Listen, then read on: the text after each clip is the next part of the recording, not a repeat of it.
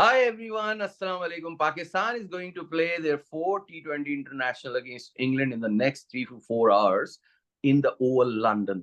The records are 18 T20 matches have been played over there. 10 have been won by the team batting first and 8 were won by the team bowling first or chasing. Now, one produced no result. Pakistan is going to play their last match over here, weather permitting. How important this match would be for the preparation of Pakistan for the World Cup? This is a big question because there are two main concerns. One, whether Pakistan is going to go with the same combination or whether three players who are begging for their chances, Pakistan will give them a chance to, perform in the match to sort out their combination problem. One of them is Naseem Shah, the other one is Abrar, and then Usman Khan. So these are the two big questions. On one hand, the series is on the line. On the other hand, Pakistan has to settle their combination before the World Cup. And to answer and discuss these issues, we have with us our very own Mr. Tausif Satti, who will shed light on these issues in detailed manner.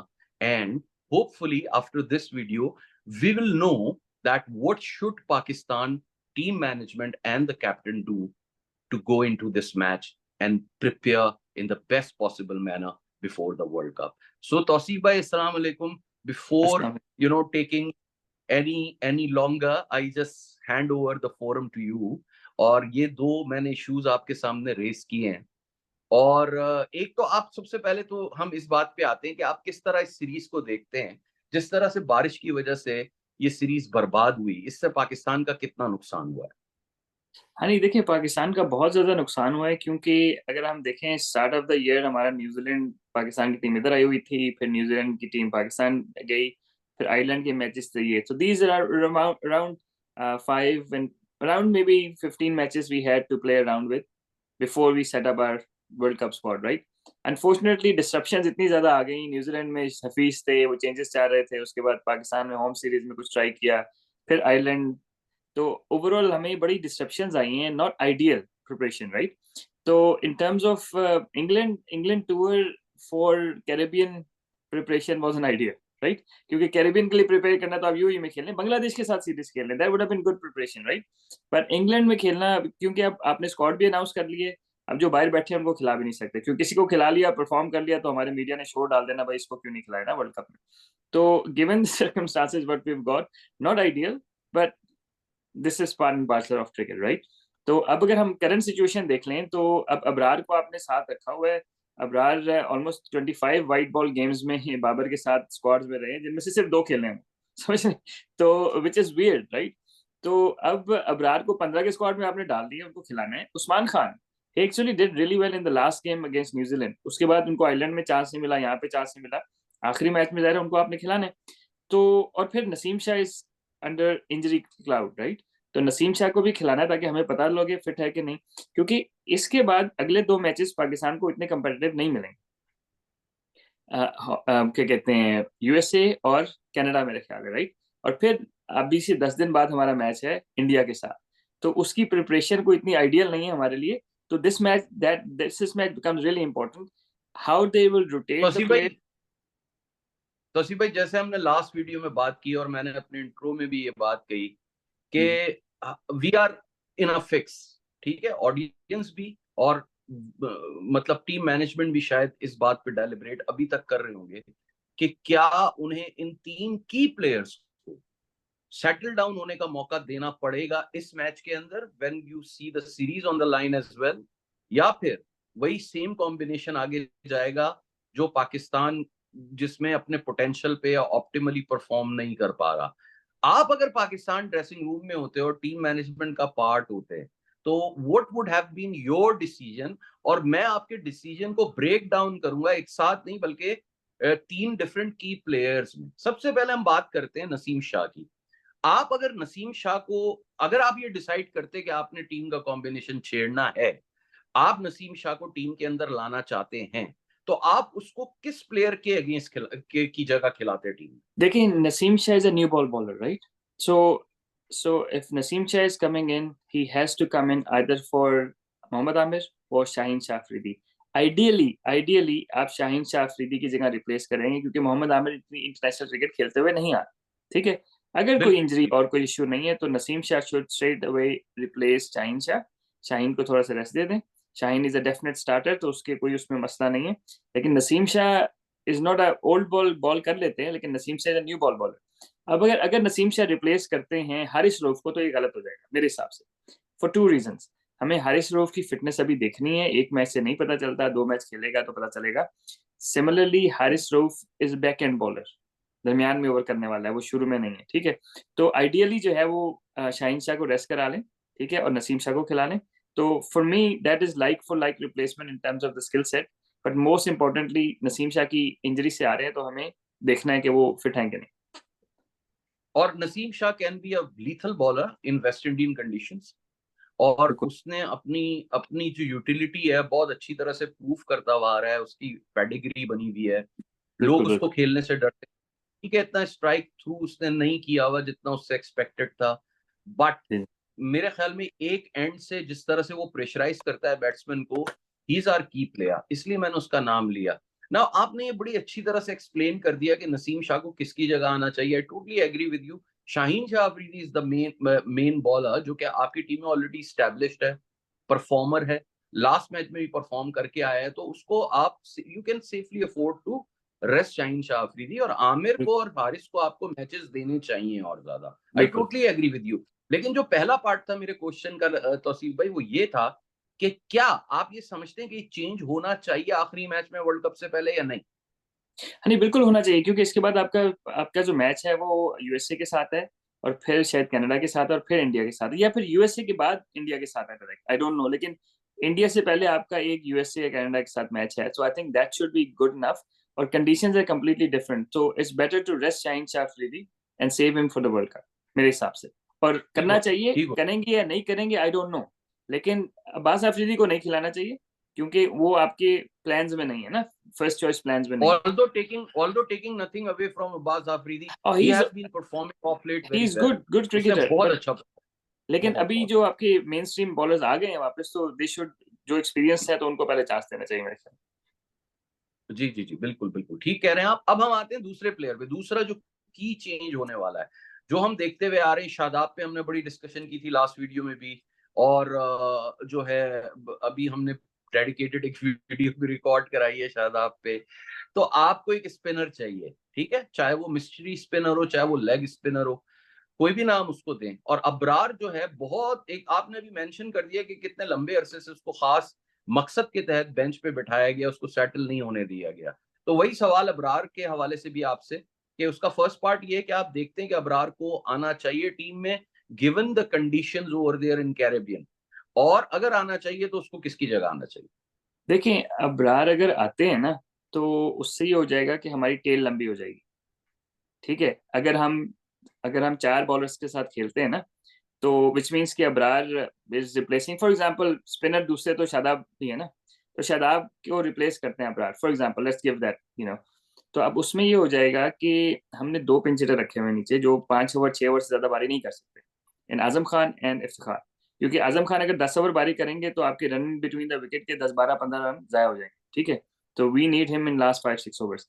तो अगर अबरार खेलते हैं शादाब की जगह, ठीक है, तो फिर हमें दूसरी चेंज फोर्स करनी पड़ेगी कि उस्मान आए, या तो आजम खान की जगह या इफ्तिखार की जगह, but most likely Azam Khan की जगह, ठीक है। Then that creates a better balance, क्योंकि शादाब जब बाहर जाएगा तो एक बंदा नहीं आएगा, 2 बंदे आएंगे क्योंकि he is right now playing as a floater. अगर पाकिस्तान की 3 विकेट 4 विकेट जल्दी गिर जाती हैं, तो Abrar is coming ahead of Iftikhar and ahead of Azam Khan in the Pakistan batting lineup, right? He's playing as a floater. तो if he is not playing, that means that जो 2 pinch hitters हैं उसमें से एक को drop करना पड़ेगा और उस्मान को लाना पड़ेगा, and we want Usman to bat anyway, so it works out perfectly. अच्छा, वैसे वैसे मैं आपको एक बड़ी इंटरेस्टिंग फैक्ट, जो कि आपने भी लास्ट मैच में देखा था, कि हमारी टीम सिर्फ आखिरी 5-6 ओवर में 12 रन का रन रेट था जो चेस करने जा रही थी, रिक्वायर्ड रन रेट। बिल्कुल और वो आपके ये पिंच हिटर्स जो थे, एक सेटल्ड मिडिल ऑर्डर बैट्समैन के साथ मिलकर चेज नहीं कर पाए थे। नहीं कर सकते तो बिल्कुल। आप अगर टेल लंबी करें या टेल छोटी करें, मुझे नहीं लगता कि इससे कोई खास फर्क पड़ने वाला है। हाँ, अबरार को चांस देना is more important than that for the preparation of the World Cup, for the बिल्कुल conditions over there. I बिल्कुल बिल्कुल totally agree with you. अच्छा, अब तीसरे बंदे पे हम आ जाते हैं जिसका नाम है उस्मान खान, जिसने बिल्कुल रंजों के अंबार आपकी डोमेस्टिक, जो टॉप क्लास डोमेस्टिक आपकी है पीएसएल, उसके अंदर लगा दिए। फिर वो 3-4 साल से क्रिकेट खेलता आ रहा है। उसने भी लास्ट सीरीज में आपने खुद मेंशन किया, आखिरी मैच में उसने अच्छा परफॉर्म किया। उसको आपने आयरलैंड के खिलाफ चांस नहीं दिया। फिर उसके बाद जो है उस बंदे के अंदर ये सलाहियत है कि ऊपर के नंबरों पे अगर वो खेले तो वो सिर्फ 40-50 नहीं करता, बल्कि कैरी थ्रू करता है। 200 के स्ट्राइक रेट से वो सेंचुरी या कम से कम 70-80 बनाने की तो सलाहियत पूरी पूरी रखता है, और लो रिस्क शॉट खेलकर अपने रन बनाता है।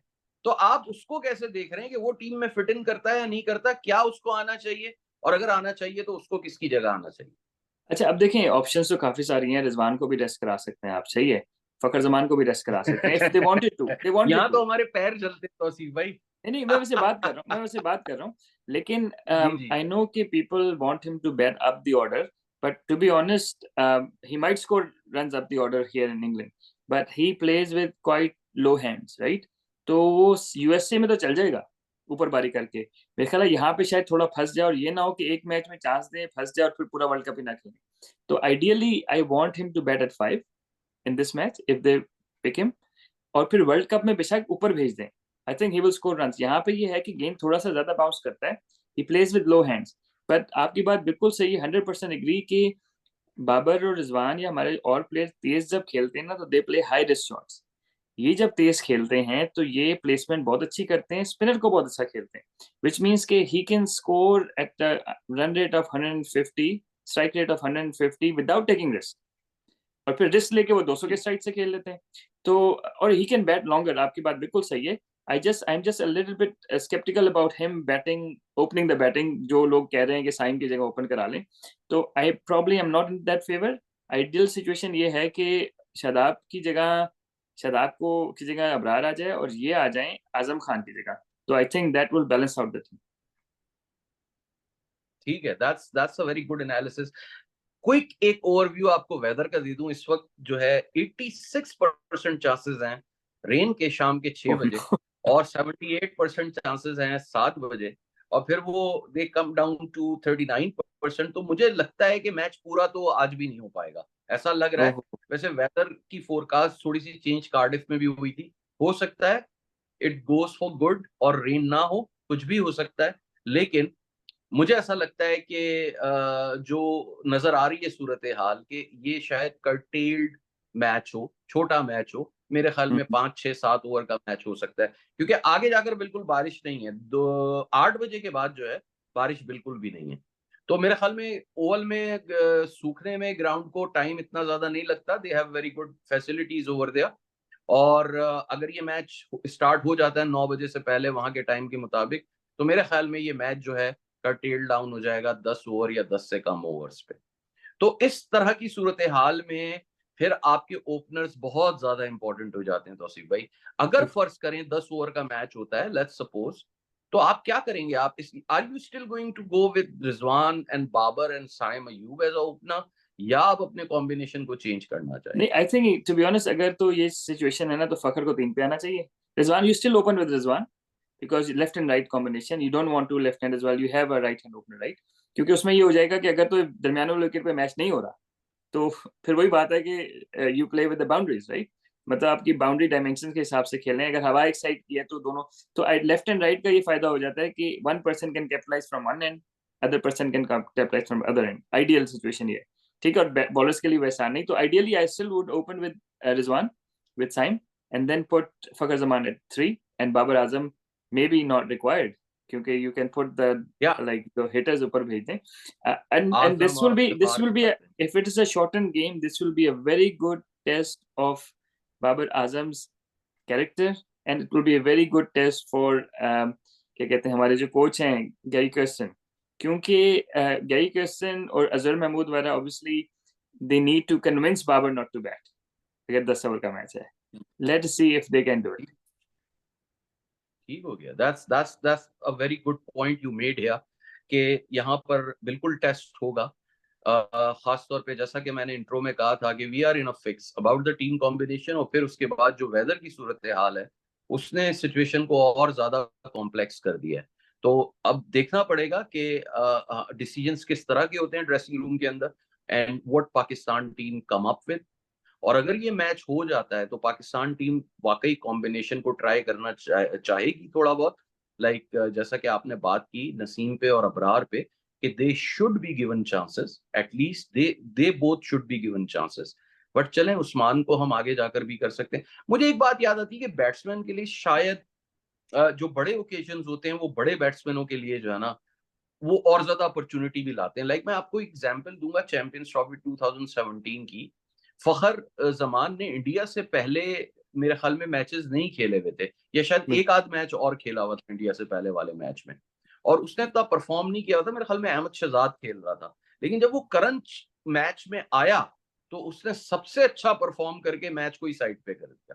तो ये एक अपॉर्चुनिटी की तरह भी मेरे ख्याल में नए प्लेयर्स को लेना चाहिए कि और अगर हम फिर बहुत ज्यादा प्रेशर सिचुएशन में खेल रहे हैं तो we have got nothing to lose, क्योंकि आपका तो पहला बिल्कुल। ही मैच है। तो आप अपने आप को खुलकर एक्सप्रेस करो। क्या और वो कहते हैं आप कहते इस हैं बारे लक में? लक फेवर्स द ब्रेव, तो वो जो बुमराह ने नो बॉल कर दी और क्या कहते हैं फखर खान का दिन वहां से शुरू हो गया, तो no doubt luck favours the brave and he played amazing inning, अभी तक याद है। या या सो या देखते हैं जी क्या होता है। हम भी देखते हैं, आप भी देखिए, and we truly hope and we pray कि रेन जो है वो दूर रहे मैच से, और हमें अच्छा मैच देखने को मिले, और पाकिस्तान टीम की अच्छी परफॉर्मेंस देखने को मिले। और most importantly Pakistan think tank जो है, जो ड्रेसिंग रूम में बैठा हुआ है, उसकी तरफ से हमें कोई पॉजिटिव डिसीजंस देखने को मिले। आज के मैच में अगर पॉजिटिव डिसीजंस होते हैं तो they will carry on for the whole world cup. So that's why it is very important. नए कोच के साथ आप स्टार्ट करने जाएंगे world cup. These things will play an important role in the progress of Pakistan in the ICC T20 in the near future. So हम भी यही हैं, आप भी यही हैं, हम भी देखते हैं, आप भी देखिए। हम आज की अपनी वीडियो को यहीं तक रखते हैं। इंशाल्लाह जब मैच हो जाएगा, रिजल्ट आ जाएगा, तो उसके फौरन बाद हम एक और वीडियो भी रिकॉर्ड करेंगे, रिव्यू करेंगे मैच का। जब तक के लिए स्टे ट्यून्ड। इस वीडियो को लाइक और शेयर और सब्सक्राइब मेरे चैनल को जरूर कीजिएगा। अपनी राय से हमें जरूर आगाह कीजिएगा, क्योंकि आपकी राय आएगी तो हम अपने आप को और इम्प्रूव करेंगे। Thank you very much Tauseef भाई। Thank you. Thank you. Bye. Hafiz.